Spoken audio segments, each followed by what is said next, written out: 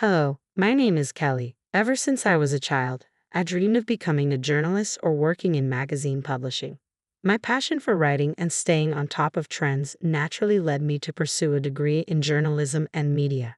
During college, I immersed myself in the world of storytelling, and upon graduation, I started working for several companies. While none were particularly well known, I took pride in knowing I was living out my dream. Around the time I turned 30, I met Matthew, my future husband. Matthew came from a wealthy family that ran a successful business. And while this seemed like a minor detail at first, it turned out to be a significant factor in my life. His mother, Grace, never approved of me. She made it clear from the beginning that she didn't consider me a suitable match for her son, often criticizing my career in journalism and belittling my academic background. Grace's negative attitude was hurtful at first. It's difficult to feel constantly undermined, especially by someone who should welcome you into the family. For reasons only she could understand, Grace thought it was acceptable to treat me poorly. Thankfully, Matthew always stood by me, defending me against her harsh words. His father, Larry, was also on my side, stating up for me whenever Grace crossed the line. Over time, I grew more resilient to her jabs. Matthew even suggested we distance ourselves from her, but I disagreed. Matthew worked closely with his father in the family business, and distancing ourselves from Grace could have made things uncomfortable for Larry, who was nothing but kind. I didn't want to be the cause of tension in their family, nor did I want Matthew to sever ties with his mother. I learned to be patient, recognizing that maintaining family relationships often involves navigating complex emotions and difficult circumstances. We limited our interactions with Grace to a few times a month, but that dynamic shifted when Larry had to travel overseas for business. Grace, not wanting to be alone, moved in with us until his return. I was hesitant about the arrangement but believed that family should come first. Living with Grace, however, was far more challenging than I anticipated. She found fault in almost everything I did, and her criticisms seemed relentless. Still, I managed to maintain my composure, reminding myself that as long as her words caused no actual harm, I could endure her presence. But my patience was truly tested during a particularly stressful week at work. I was leading a major redesign for a section of our magazine, an important project that could lead to a promotion. The pressure was immense, and Grace, oblivious to the weight of my responsibilities, seemed indifferent to the stress I was under. The night before my big presentation, I was discussing my anxieties with Matthew when Grace overheard us. She waltzed into the living room and decided to offer her unsolicited opinion. "Well, Kelly," she began, "I overheard your conversation, and honestly, you probably don't have the skills for this. You'll likely do poorly tomorrow." Her words were cold, and she followed up with, "Maybe it's time to quit and focus on being a housewife." Her comment stung deeply, not just because of the lack of support but because it revealed her complete disregard for my professional aspirations. I tried to brush it off, but then she added, "I can't believe he married a journalist." Her tone was dripping with scorn, as if my career and everything I worked for were worthless in her eyes. Frustrated, I finally stood up for myself. "Grace, you're overstepping. I don't have time for this right now. I have more important things to focus on than your opinion of me." She looked stunned by my boldness. "How dare you speak to me like that?" she shot back, turning to Matthew. "Say something. Your wife is disrespecting your mother." But Matthew stayed calm, siding with me. "Mom, she's just defending herself. There's nothing wrong with that."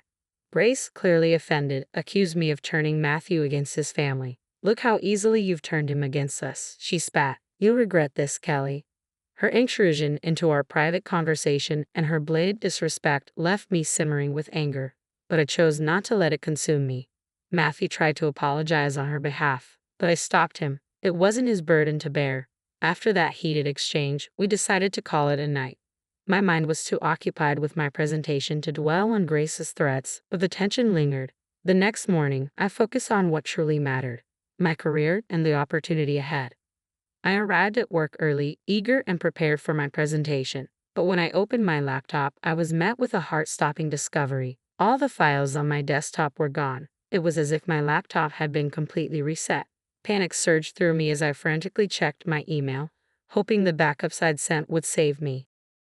But to my horror, even my inbox and trash had been wiped clean. Overwhelmed and fighting back tears, I approached my boss to explain the situation. His reaction was anything but understanding. He reprimanded me harshly, his voice sharp with frustration, and then coldly told me to forget the presentation altogether. The weight of his words hit me hard. As if that wasn't enough, I soon found out that my boss had a backup presenter lined up, just in case I failed. In that moment, it became painfully clear that my chances for advancement at the company were slim. Devastated by the turn of events, I left the office in tears, my heart heavy with disappointment. When I got home, Matthew was still there. The moment he saw me, his expression changed, and without hesitation, he decided to take the day off to be with me. He pulled me into his arms as I cried, the stress and heartbreak of the morning overwhelming me. Once I had calmed down a little, he gently asked, "What happened, honey? Didn't the presentation go well?" "There was no presentation," I replied, my voice shaky. "At least not by me." Matthew looked at me confused. "What do you mean? You've been working so hard on this for days. You barely slept." I took a deep breath, still struggling with the shock of it all. When I got to work and opened my laptop, everything was gone. All the files were deleted. His brows furrowed in disbelief.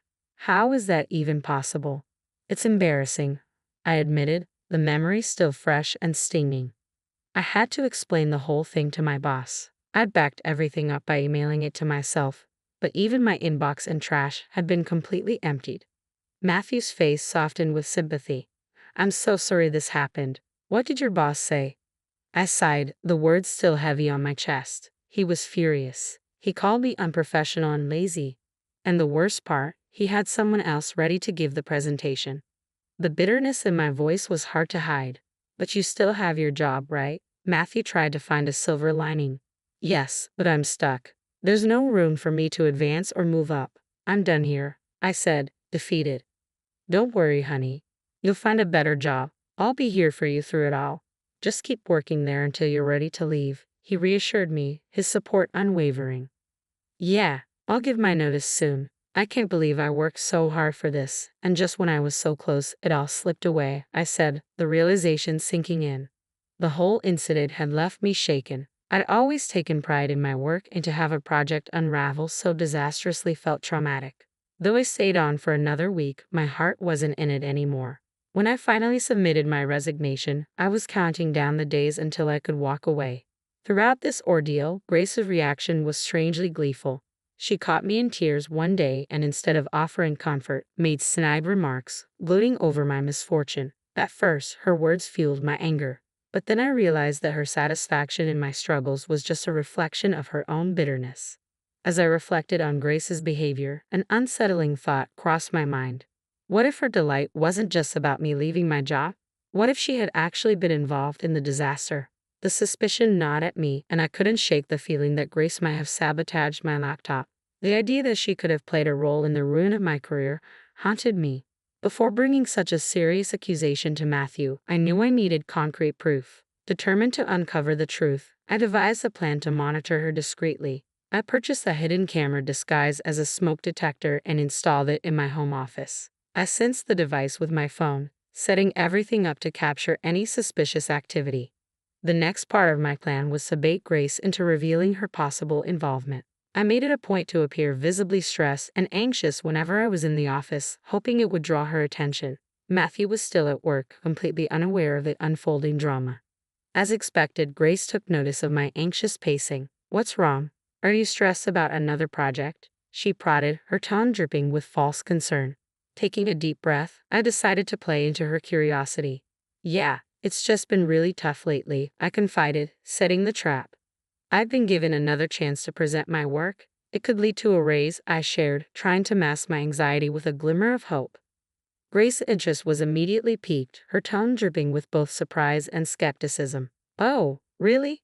"Yes," I continued, "but I'm nervous. This is my last chance to get it right, and I have to do well." I watched her reaction carefully, hoping to catch a hint of her true intentions. "Why aren't you telling Matthew? Are you embarrassed about your job?" she asked, her words sharp. "It's not that," I sighed. "I just don't want to disappoint him again. Please, let's keep this between us, okay?" I pleaded, trying to gauge her response. Grace shrugged, her reply chilling. "I'm not promising anything, but it'll be interesting to see what happens tomorrow." Frustrated, I couldn't hold back. "Why do you always want me to fail?" I confronted her. Grace scoffed. "I just think you'd be better off as a housewife. It's less embarrassing than what you're doing now." Her words stung, and I felt my patience thin. "I don't have time for this, and I don't care what you think. Please just leave me alone so I can practice before Matthew gets home." With that, Grace finally left, but her unsettling smirk lingered in my mind long after she was gone. I stayed in the office a little while longer, processing everything before leaving to join Matthew when he got home. Throughout dinner, I couldn't shake the unease that her occasional smirks brought. Each one sent a ripple of anxiety through me, heightening my suspicion. Later that night, after Matthew and I had settled into our usual routine of watching a few episodes of our favorite show, I decided it was time to check the footage from the hidden camera in my office. As we watched, the screen showed nothing unusual until around midnight. That's when Grace stealthily entered the office. My heart raced as I hastily showed Matthew the live feed on my phone. At first, he was puzzled, but soon disbelief crossed his face as Grace tampered with my laptop, causing it to shut off and restart. Matthew's expression shifted from shock to anger as he realized what was happening. Meanwhile, the camera showed Grace rifling through my files. Unable to contain his frustration, Matthew stormed into the office, his footsteps heavy with fury. He burst through the door, startling Grace, who spun around, caught in the act. "What are you doing in here, Ma?" Matthew demanded, his voice strained as he tried to maintain his composure. "Oh, nothing really," Grace replied, feigning nonchalance. "Then why is Kelly's laptop open? Are you accusing me of going through her stuff?" Matthew pressed, his voice rising with suspicion. "I think you did more than just go through her laptop, Mom. Did you come here to tidy up at midnight? You know Kelly would never leave her laptop open like that," Matthew retorted, his frustration clear. "Don't talk to me like that. I'm still your mother," Grace snapped defensively. "Yeah, my mother who seems to enjoy hurting and sabotaging my wife," Matthew shot back, his voice unwavering. "We caught you on camera resetting Kelly's laptop. You were spying on me? That's disgusting. How could you film me without my consent?" Grace exclaimed, her indignation rising. "I didn't put cameras in your room," I interjected, stepping beside Matthew. "I installed one in my office. You went in there without permission." The confrontation had brought to light the extent of Grace's interference, and it was a defining moment for all of us, a test of both loyalty and trust. Despite her wrongdoing, Matthew stood firm in his decision. "Even if we did film you, it's nothing compared to what you've done to Kelly. I want you out of our house tomorrow," he declared resolutely.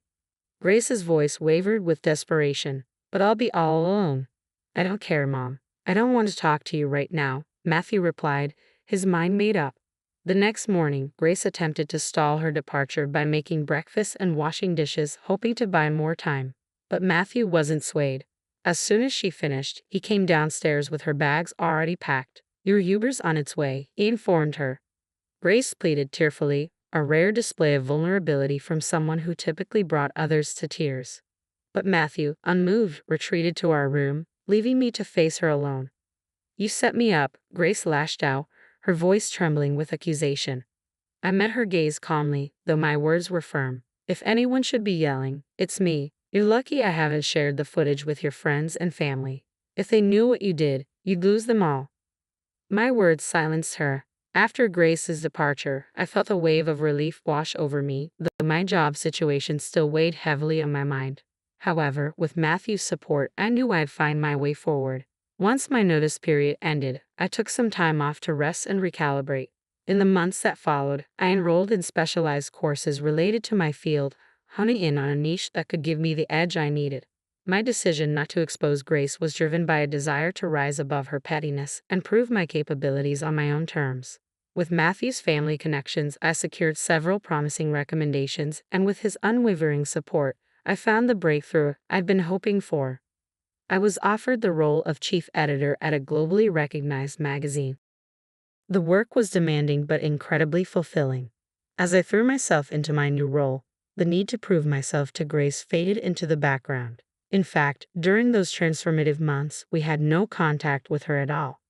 My journey to becoming chief editor wasn't just a professional victory, it was a personal liberation. I no longer needed to validate my worth to someone who had doubted me. Matthew, meanwhile, continued to maintain a professional relationship with his father, Larry, though we heard little about Grace. Larry hinted that she still harbored some resentment, but he kept the details to himself. Despite knowing that Grace hadn't completely let go of her bitterness, I was content. I had risen above her schemes, and I felt stronger for it. Yet deep down, I knew a confrontation with her was inevitable, especially given the unresolved tension that lingered in the background. When I found out that both Grace and Larry were attending a significant company event I'd be at, I braced myself. The party was a grand affair with prominent figures from various industries in attendance.